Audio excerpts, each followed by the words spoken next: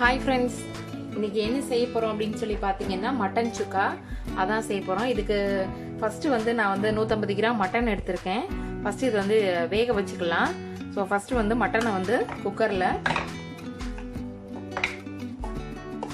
நல்லா க்ளீன் பண்ணிக்கோங்க. க்ளீன் பண்ணி வாஷ் பண்ணி வச்சுருக்கேன். ஸோ மட்டனை போட்டாச்சு.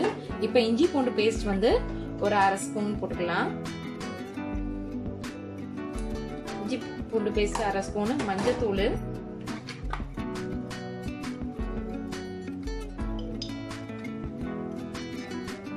மஞ்சத்தூள் ஒரு 1/4 டீஸ்பூன், அப்புறம் உப்பு தேவையான அளவு.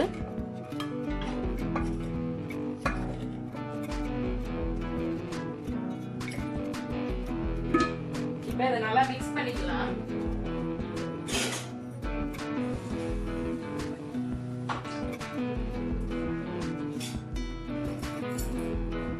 இதை மிக்ஸ் பண்ணிட்டு இதுக்கு தேவையான அளவு தண்ணியுமே ஊற்றிக்கலாம். ஒரு அரை டம்ளர் தண்ணி ஊற்றிருக்கேன். இப்போ இதை குக்கரில் வச்சு வேக வச்சிடலாம். இதில் வந்து மட்டன்றதுனால ஒரு 3 விசில் வச்சா போதும், நல்லா வெந்துடும்.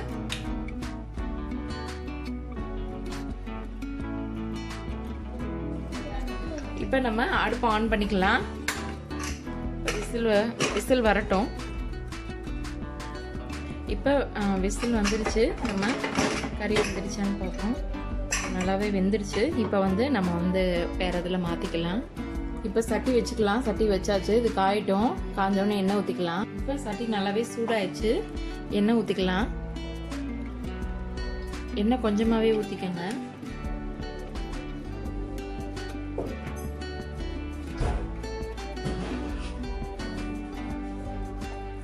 இப்போ வந்து ஒரு டீஸ்பூன் வந்து ஜீரகம் போட்டுக்கிறேன்.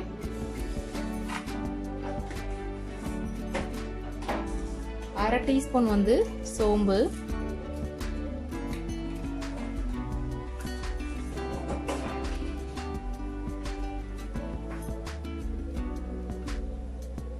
காவாசி வெங்காயம், அதாவது சின்ன வெங்காயம்னா நீங்கள் 2-3 எடுத்துக்கோங்க.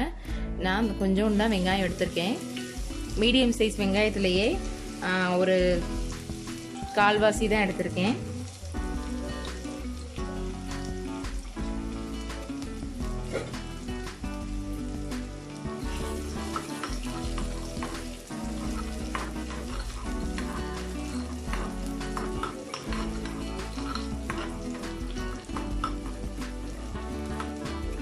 இப்போ இஞ்சி பூண்டு பேஸ்ட்டு சும்மா ஒரு 1/4 டீஸ்பூன் அளவு போட்டுக்கலாம். ஒரு வாசனைக்காண்டி.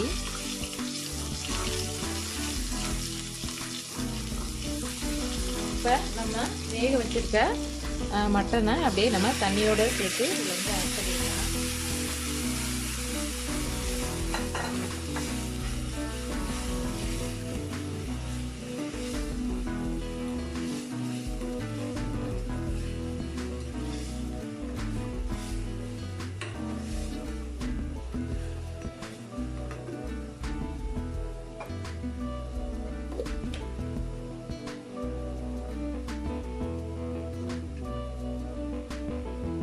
இப்போ இதில் ஒரு 1/4 டீஸ்பூன் அளவு 1/4 ஸ்பூன் அளவு தயிர் சேர்த்துக்கலாம்.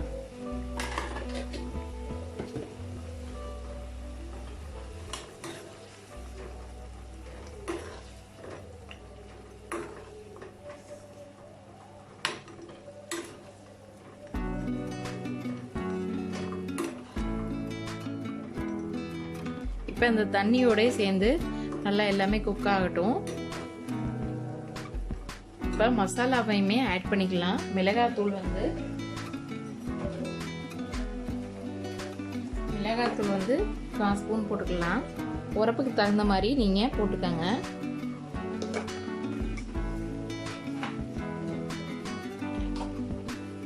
கரம் மசாலா 1/4 ஸ்பூனு,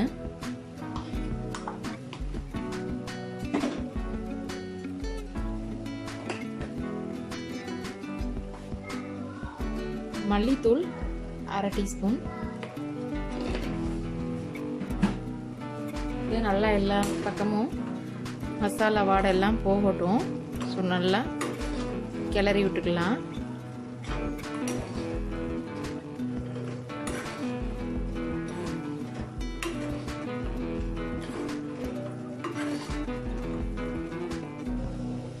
இப்போ உரப்புக்காண்டி லைட்டாக மிளகுத்தூள் ஆட் பண்ணிக்கோங்க. மிளகுத்தூள் 1/4 ஸ்பூனு. மிளகுத்தூள் கடைசியாக போடும்போது இன்னுமே க்ரன்ச்சியாக நல்லாயிருக்கும். அதே மாதிரி நான் நைஸாக கட் பண்ணலை, நைஸாக நுணுக்கலை, கொஞ்சம் இதுவாக தான் நுணுக்கிருக்கேன். ஒன்று தான்